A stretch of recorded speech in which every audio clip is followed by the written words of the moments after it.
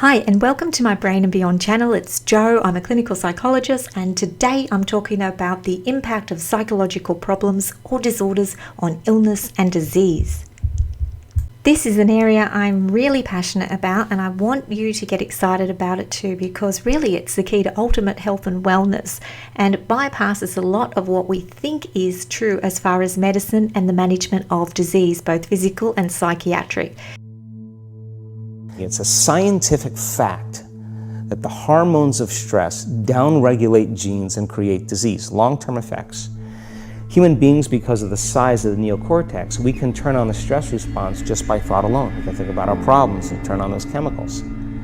That means then our thoughts could make us sick. So if it's possible that our thoughts could make us sick, is it possible then our thoughts could make us well? And the answer is absolutely yes.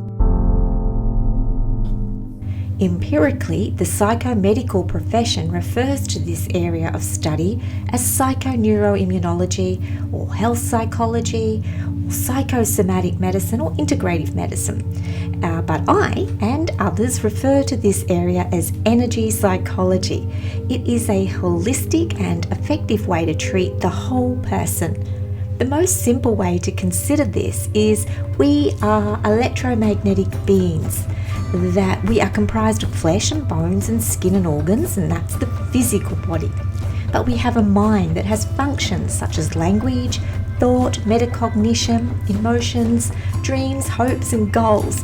We're going to call that the mind. So we've got the physical body, the mind, but we have this other part, and this part is pure energy. It is our cellular center. It is the conversion of food into kilojoules. It's the electrical energy that suggests a human at rest produces around 100 watts of power. It's the chemical energy of hormones, of neurotransmitters, of peptides. It's thermal energy, kinetic energy, and it is also a place where faith, spiritualism, and quantum medicine exist. So from this triad of human form, the physical, the mind, and the energy, we are finding that few in the medical and psychological profession are embracing or utilizing the latter. Perhaps because science has been restricted or unable to explore the true and infinite realm of energetic possibility. See, only at the start of the 20th century, through the likes of Albert Einstein's explanation of the photoelectric effect or Thomas Young's double slit experiment, did the field of quantum physics really begin to take birth. But today, 100 years later, we are only somewhat more informed about wave particle duality or quantum entanglement, quantum teleportation or quantum oscillation, all offering only peeks into possibilities of the quantum world. But we do know it's there. So in energy psychology, we are also seeing emerging curiosity, empirical inquiry and preliminary evidence for the effectiveness of techniques such as EFT, which is emotional freedom techniques, tapping, acupressure, energy manipulation, metaphysical connections between emotion and disease, and treatment of known bioenergy systems. Sometimes we call this the biofield or meridians. So I want to start sharing some specific strategies to help you heal both physically and psychologically, and help you overcome physical and emotional problems that are causing disease and unwellness in your body. So the energy flows down to the mind, which flows down to the body, and these three fields are intricately connected. I'll give you a couple of very basic general examples here, but obviously the way I would normally do this is I would be with you. I'd assess you and provide a much more individual and thorough reading and summary. So please don't accept what I'm about to talk to you as diagnostic or absolute. It's just an idea, a demonstration of how these fields interact, though the physical, the mind, and the energy overlap, influence each other, promoting wellness or fostering disease and pathology. So let's look at depression in those areas: physical, mind, and energy.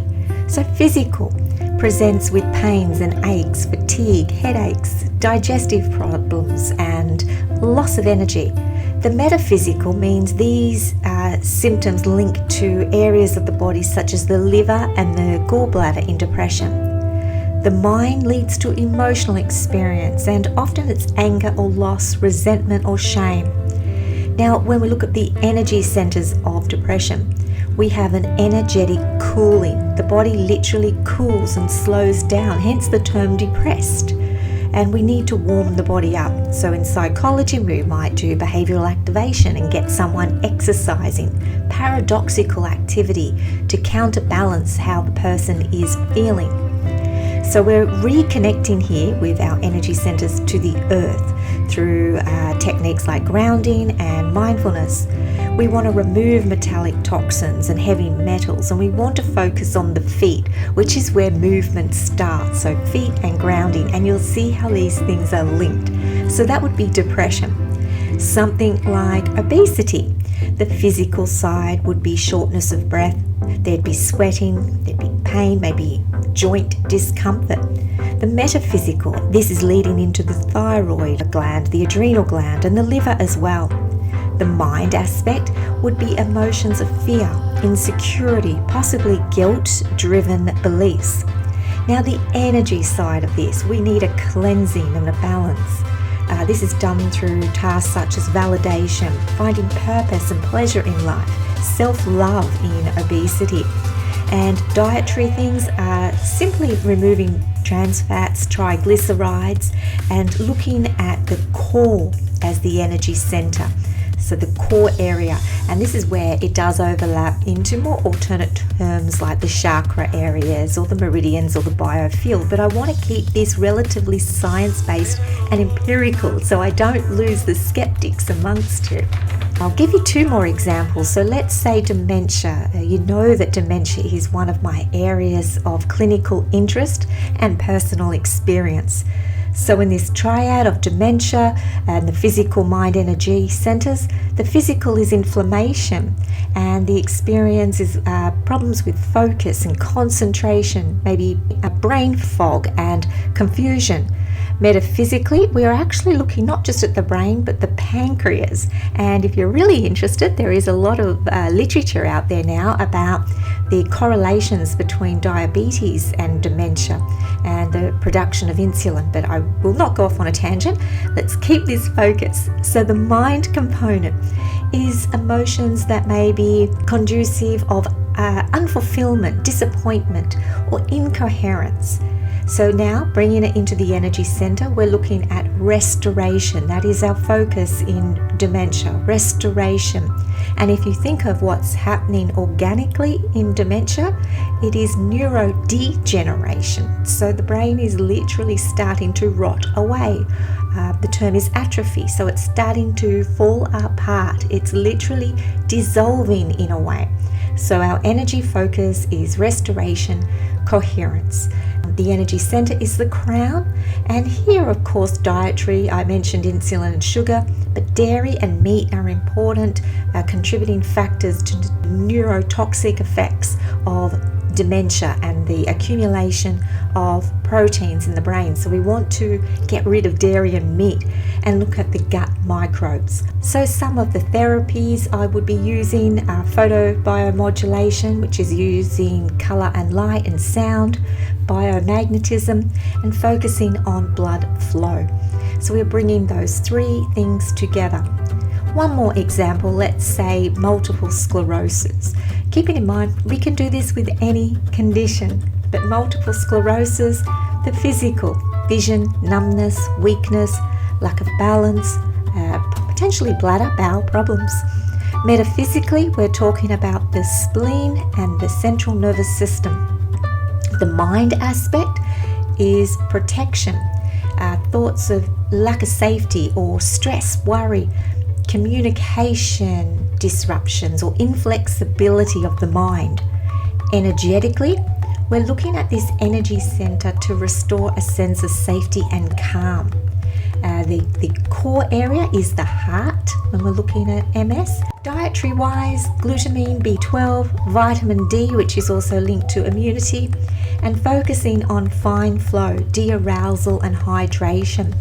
When I'm dealing with things like multiple sclerosis or other forms of autoimmune conditions as well, I'm looking at environmental and neurotoxins, chemicals, pesticides, fungicides, DDTs, and removing the toxic element that would be impacting the brain at a cellular, neuronal level. There's some wonderful doctors and researchers out there doing so much work in this area now, and we know that cardiovascular disease, cancer, dementia, chronic disease, autoimmune conditions, and mental health, psychiatric conditions are increasing. We are not getting on top of them. Our current model is not working, or we would be seeing a significant reduction in these big killer ailments. And we're not. They're actually on the rise. Diseases don't have to exist to this extent, and for the most part we can heal from them, or at the very least experience some recovery, some reversal, some management of the symptoms, or at least a plateauing.